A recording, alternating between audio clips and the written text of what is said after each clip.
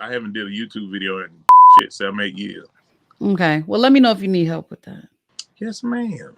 Ooh, that boy, I washed my hair last night. And oh, shucks. Sponged it up. Conditioned, yeah. Is that a lace front you got?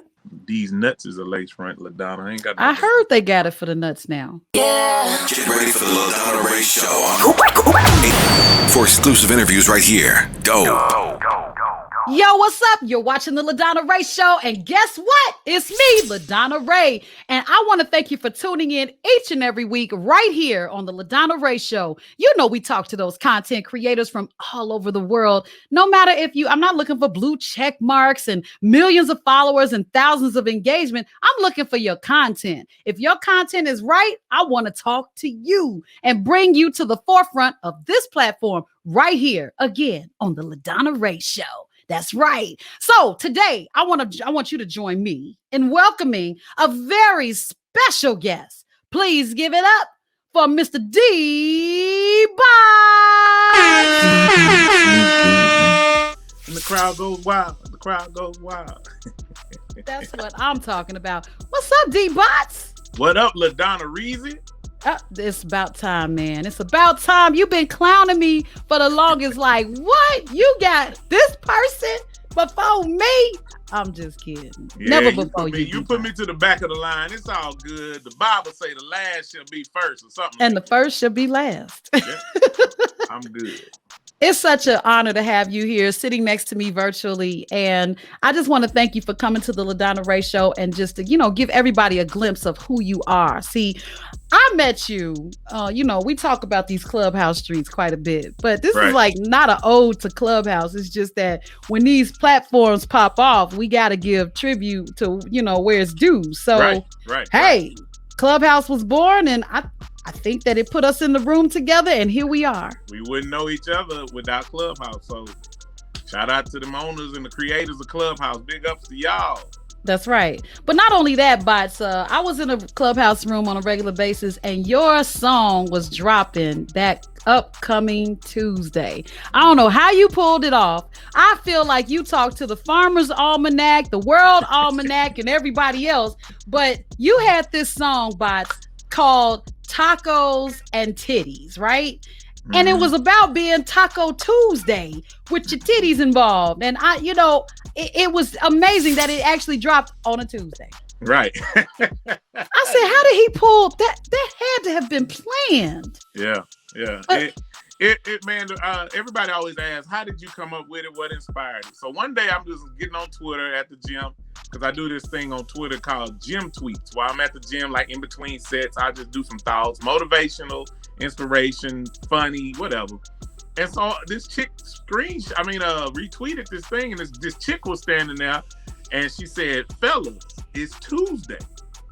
Which one do you want, tacos or titties? And she was standing there, and she wasn't topless, but she had the tacos like over her titties. I was like, that'll be a good song.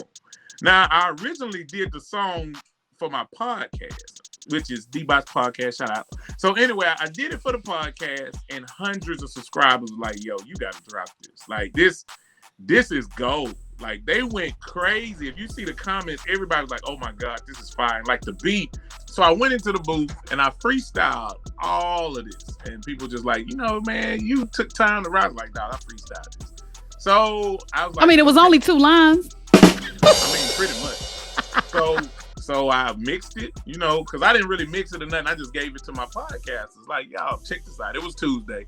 And they just went crazy. So I was like, yeah, let's put it out. So I got a publicist. I mixed it down. I had to take some artwork, and I put it out. Just, I put it out. And the response was crazy. The response was crazy. So, as it should have been. And right. You have to tell the story about the lady in the room, because I was the lady in the room. Oh God.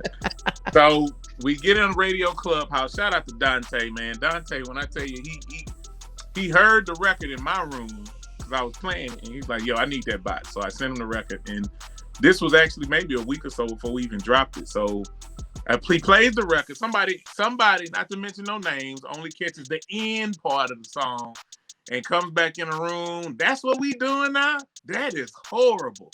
that's horrible. Dante, I can't believe you played that. So I didn't say nothing. Dante was like, huh? He's like, did you hear the whole song? And you was like, no. So he's like, okay, well, you know what that means. If you didn't hear it, we got to run it back again. So he played the song again. And you was like, okay, all right, it's all right. But I mean, that's what we doing. So lo and behold, I come to the room the very next night because I get pinged in there again by Dante. And so we sitting on stage, and this person who didn't like the song a day before is like, oh my God, Bottz, somebody's calling me on my phone. Listen to my ringtone. What happens to be the ringtone? My song. From the person who said that's horrible. Less than 24 hours, it was her ringtone. And that person is right there. So shout out to LeToya Ray. You know, we made a believer out of her, and it's been love ever since. But you know, everybody ain't gonna like it. It ain't for everybody. But she ended up making it her ringtone, which was hilarious. I love it. I love the song. And at first, you know, you can't come into these Clubhouse streets and be in the on platforms of music and be a prude about things. You know, so what happened with me is as I got older, I started shedding my explicit ears, you know what I'm saying? and then I realized something, man, I was brought up in hip hop. You know, we started off talking about all kinds of things. Right. We didn't have Taco Titty Tuesday, but it's okay that we now have that. So instead of me being a prude, I had to retrain my ears to hear the music, because you got Demon Time by my man. You know, you got all kinds of stuff playing. And you got to hear all of this in a different way.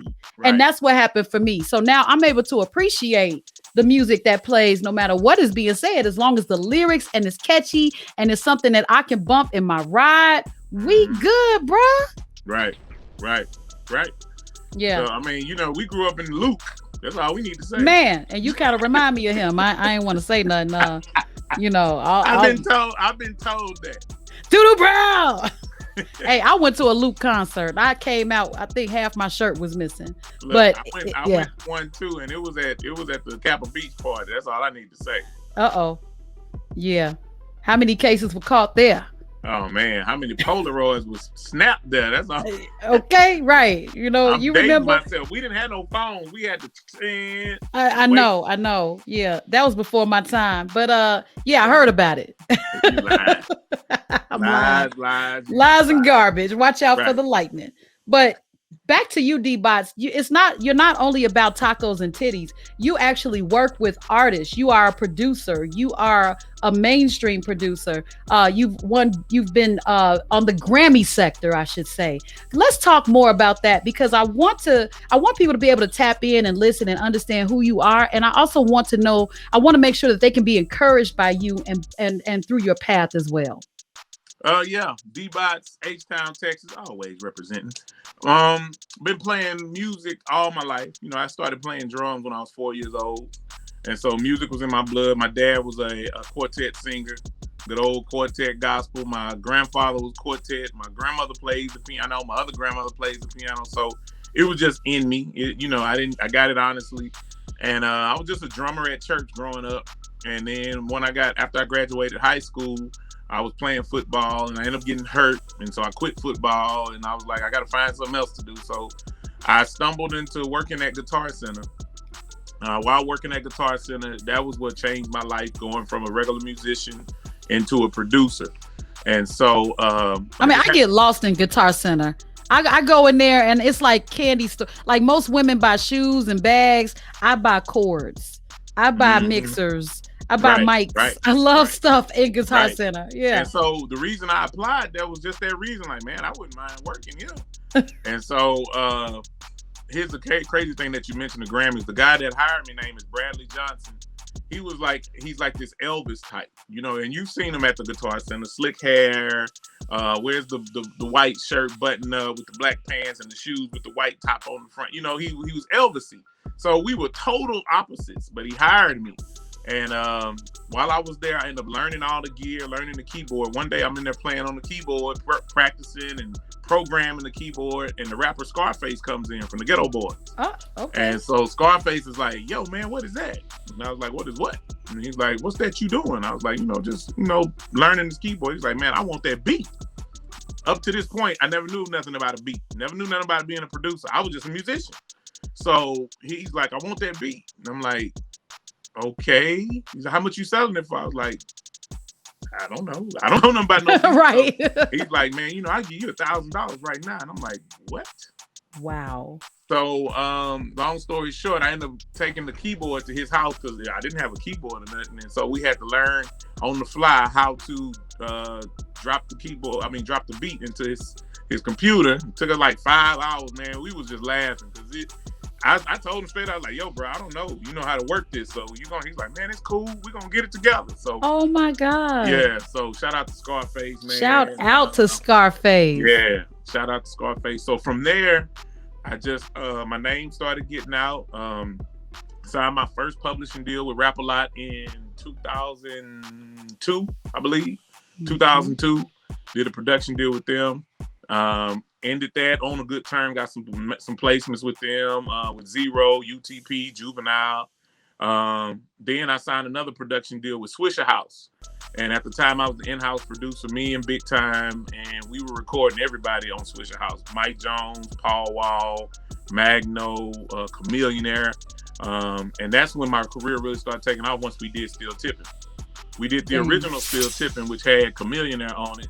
And I don't know the whole story of why they fell off and remixed it and put Paul Wall on there, but I did the original Still Tipping, me and Big Time. So that just really that just took my career, and I was killing the Houston scene. I was everybody from UGK to Paul Wall to Chamillionaire to Mike Jones. I was Billy Cook. Everybody in Houston, I was doing tracks for.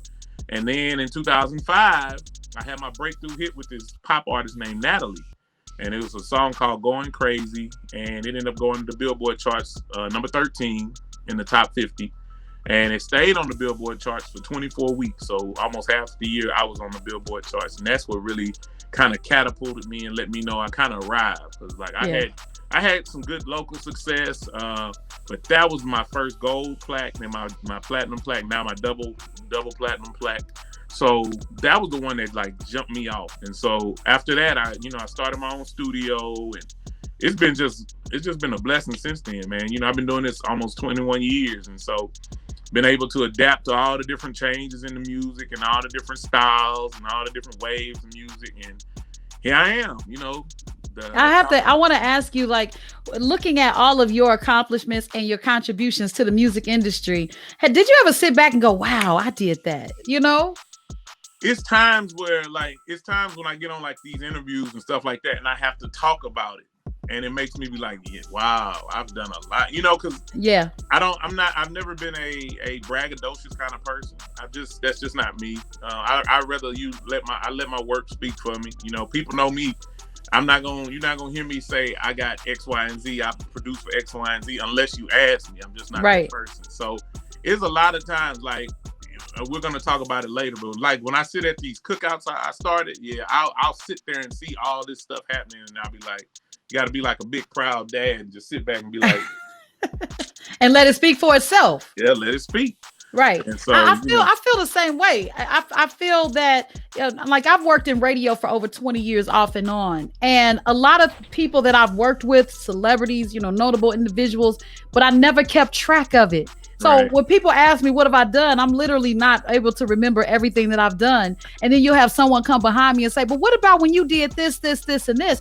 I don't keep track of it. It's not a good thing. I tell my students, because as you know, I teach at a media school, I tell them to keep track of everything you do, because that is your legacy. Otherwise, people won't know what part you played in any industry. So that was a mistake that I made. I just felt like, yeah, I'll get to it. Here it is, like you said, 20 years later. And I'm like, dang, what have I done? And it's been quite a bit. But kudos to you for even taking that route. I like the fact that you said that you talked to the gentleman from Scarface and said, look, I don't know how this works. And he still took you under his wing, and he still put your name out there. Number one, probably because he trusted you, because you said you don't know. There are so many people out there that want to pretend or what do they call them?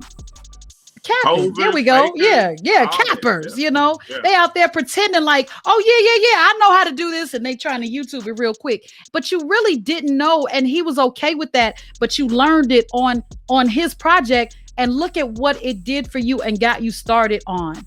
Right. You know, you've worked with some of the greats. You've worked with other artists, and I just want to know what artists did you work with that you felt they were gaining traction early on? Well, I tell this story all the time too. Mike Jones, because sitting at Swisher House recording this guy every day, and I would watch him. At the time, he was in a group with this other rapper named Magno, and they would literally go to every open mic, every whatever, anything that was happening in Houston where they could get on stage, they were going. And I kept saying, I was like, man, you know, the brother got a gimmick. Like, and gimmicks always either gonna hit big or they're gonna flop big. I'm like, he just needs that one record that's gonna let him hit big. And I would tell Watts that. And he'd be like, well, Bottz, give us that record, man. You know, you need, and Michael Watts talk real fast. Well, make sure you get the record, Bottz. You know, I mean, shoot, you the producer, you know what I'm saying? So I always thought, I was like, man, Mike, because he would go to Dallas and do, I mean, they were in Texas, they were just every weekend gone somewhere. And I'm like, look, his hustle is going to pay off. Like, it's going to pay off.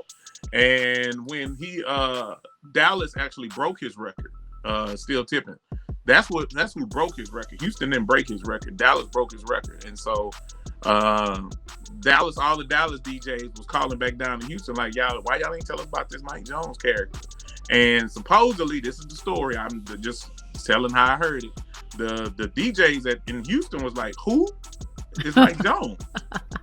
So that's what became his catchphrase. Who? Mike Jones. Who? Mike Jones. So I always thought the brother had, and then when he hit, we were at the BET Awards in California, and I saw him backstage because we had got nominated for an award. And I told him, I looked at him, I say, man, I said, I told you this 3 years ago. I was like, man, just keep grinding and look where you at. And he was like, because he performed. They performed on BET Awards, him, Slim Thug, and Paul Wild. And I remember, and he almost looked like he was gonna cry because he was just like, you did tell me, Bottz, man, you did tell me, man, like, just keep grinding, it's gonna pay off, you know. And so I that's one, you know, I had to kind of, because I saw the process. I recorded Still Tipping. I recorded everybody's verses at Swisher House. So that's kind of personal to me because it's like I watched this guy do what he did and he got his shining moment. So that's my answer, Mike Jones. Dang. Who? Mike Jones. Who? Mike Jones. Mike Jones. Right. I love it. Well, what do you feel are your biggest challenges for artists that you work with? Well, a lot. There's so many people calling themselves artists, or like, you know, the word I like to make fun of, artists. And you do. You say that all the time. One time, I'm gonna go back to. I'm for real. I just gotta jump in real quick, man. You know I'm an educator.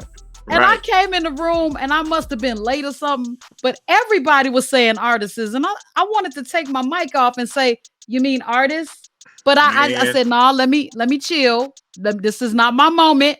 Right. But I do this thing on Facebook that people love. They like when people do typos, misspells, or they just dumb. I will screenshot them, and every first Friday of the month, I do this thing called Say What.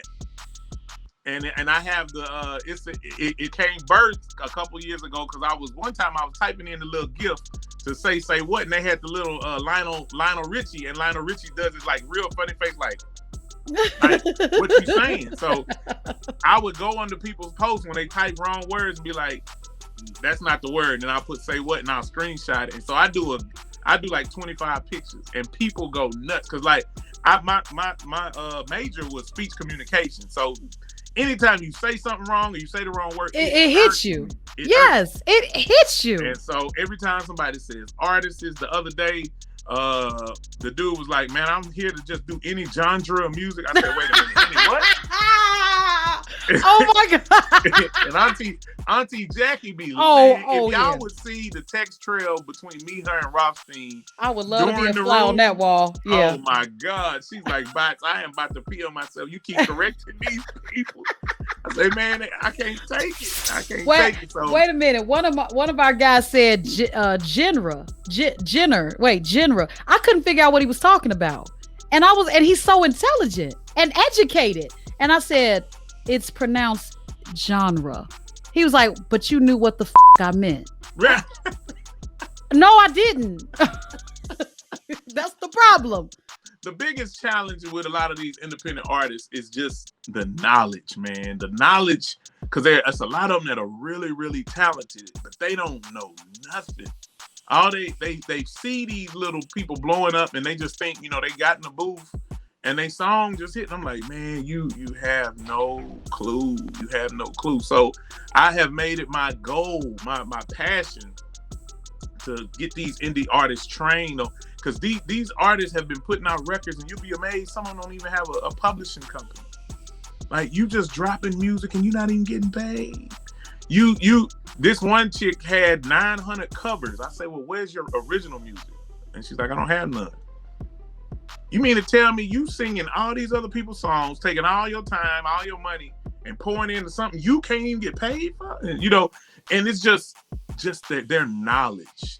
It's not that they don't have talent, because it's a lot of talented indie artists coming up, but the knowledge, the understanding of certain things. What's a publishing company? Why do I need to go to SoundScan? Why do I need to upload to DistroKid? Why do I use CD? You know, all that, the stuff we talk about in the room. And so it's that, because I can cut a song with anybody, but after we finish this song, you know how to register it? Do you know what your point system is for your album? You know, all these technical things that when we were growing up, you know, and I tell all these new artists, the internet has made y'all lazy. Y'all are lazy. Yeah. We didn't have the internet. We had a book. We had stuff we had to read and sit down and take time, but the internet, Google has spoiled y'all. And then y'all don't even take advantage of Google. Isn't that something? The information is right there. I had somebody ask me, and then when they ask me this, they get mad. They'll be like, what's a PRO? I say, the same amount of time you type this to me in a text, you could have put it on Google. You could have said, what's a PRO? I could tell you, but you're not learning if I tell you. Go research this yourself. I didn't have nobody to walk me through the game. I had to learn it. And so just the knowledge. And then they're not patient, because they see the Coi Leray, or they see the Young and May that seems like overnight they just bang. Well, you don't know how many that they was in the studio for 3 years before they even came out. Right. So, you know, it's knowledge and patience, because they just want this overnight success. And I'm like, you honestly wouldn't even be able to handle the success if it came at you, because you don't understand. People will take advantage of you. You be done got TLCs and you don't even know it, just because you just want to put a record out. Yep. So knowledge and patience is the big thing right now. It really is. And I feel you on that. Let me reiterate. You're watching the LaDonna Ray Show. We're talking to Bottz, Bottz. So if you've heard any of his music, he's got his little, you know, clip in there talking about, hey, this is Bottz production. Bottz, you beaten. So it's such an honor, like I said, to be sitting next to you virtually on the LaDonna Ray Show. I'm your host, LaDonna Ray. But I just, you know, most of you know that I'm also an educator in adult education at a media school here in Chicago, but I have students in Miami. So we have these conversations all the time about, you know, doing your research and not expecting things overnight. They want this microwave satisfaction, and it does not exist. Now, it has happened for some people, seemingly, because if you think about it, it's supposed to look like that. You know, if you had to go through the process, hell, they'd be canceled. So you need to get from the beginning to the end very quickly before the season ends. So you're right on point. In fact, I would love for you to talk to my students about that if you have time. I know you got them gold records in the back, and you may not have time for us, but you know, if you just carve out a little bit of patience, a little bit of time for us, we would love to get some of that info from your mouth to their ears. Because one of the best places you could be, I created an event.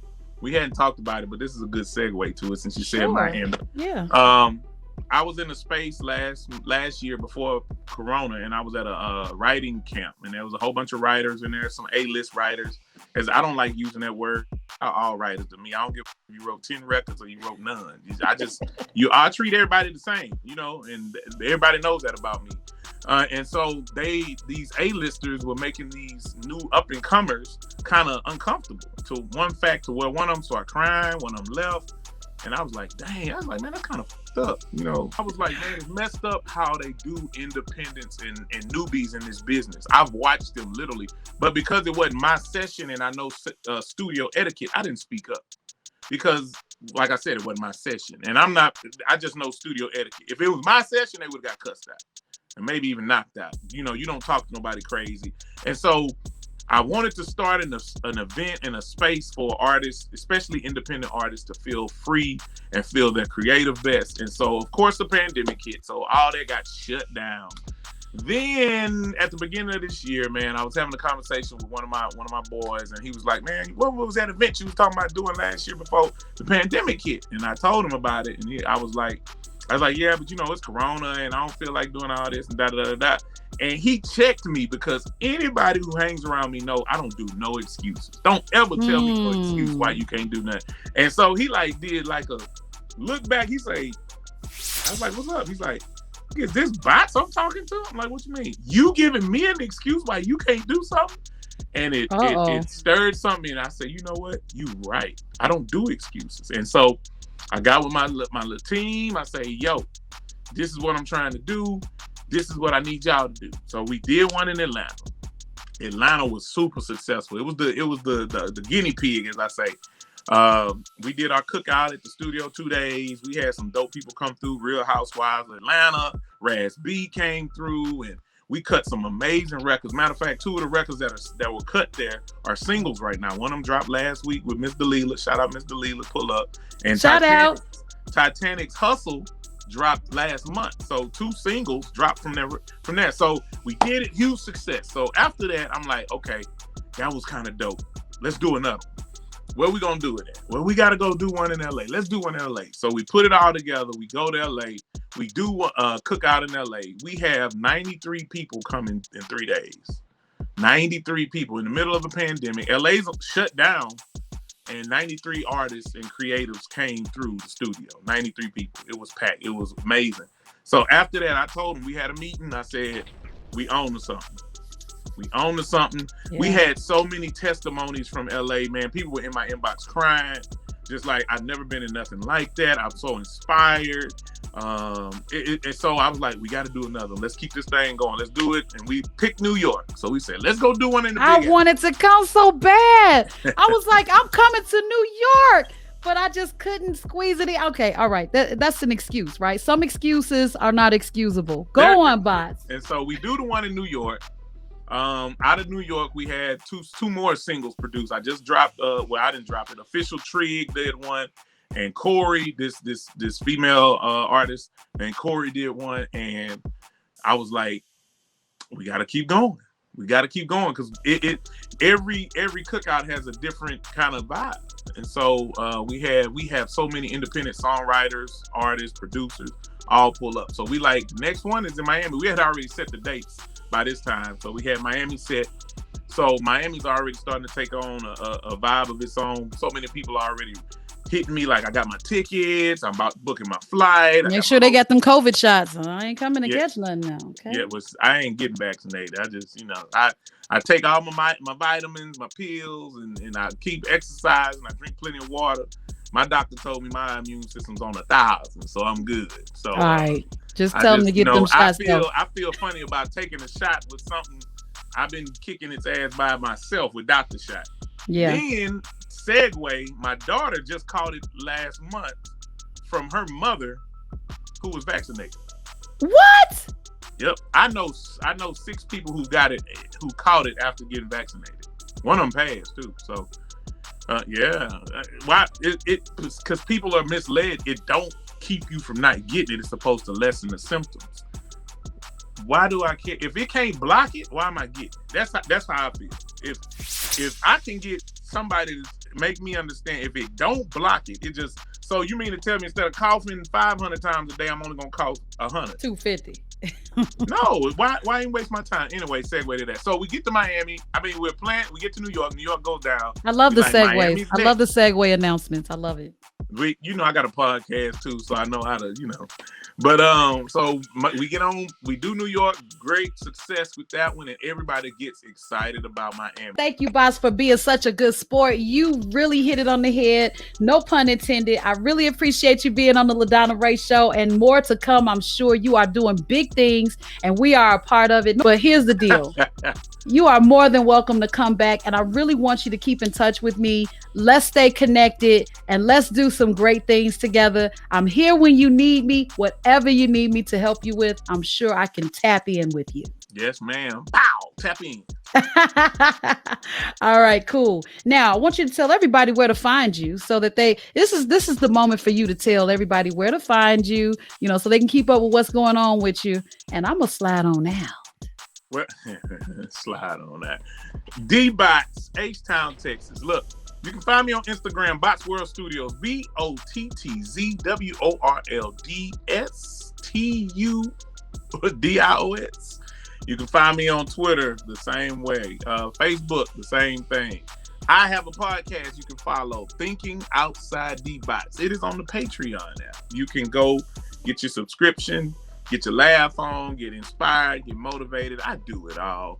And if you are in the surrounding areas of the Houston, Texas, city of Houston, Texas, I should say, you can hit me up. I'm on the north side. I'm off of Battling Veterans. Everybody and their mama comes through to get their music done right. Keyword being right. And y'all know when I use my finger, that means I'm serious. So just holler at your boy. DM me, Instagram me, inbox me. You can reach me by railway. You can reach me by trailway. I don't care how you get here. Just get here if you can. D-Bottz, H-Town, Texas. Church. Dang, Bottz. That's what's up. Keep in touch. Well, thank you so much. I really do appreciate this interview. Hey, I appreciate the time, finally. All right. Thank you, sir. Yes, ma'am. All right. And this is how we do this.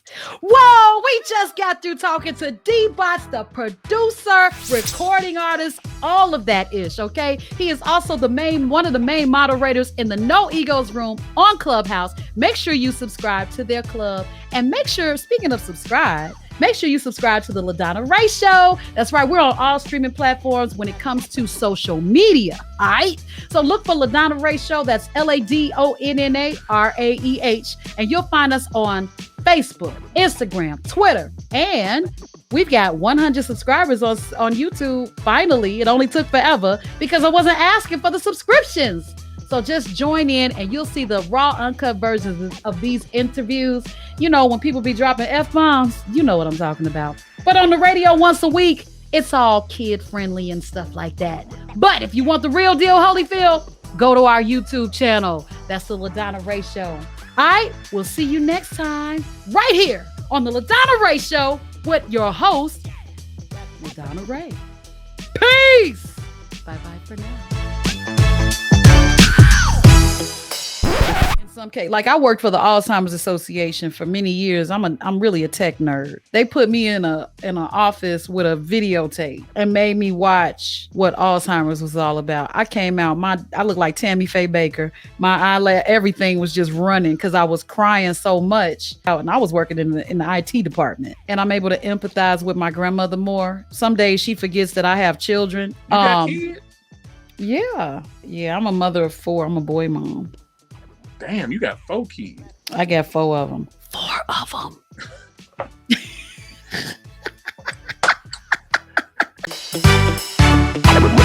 Yeah.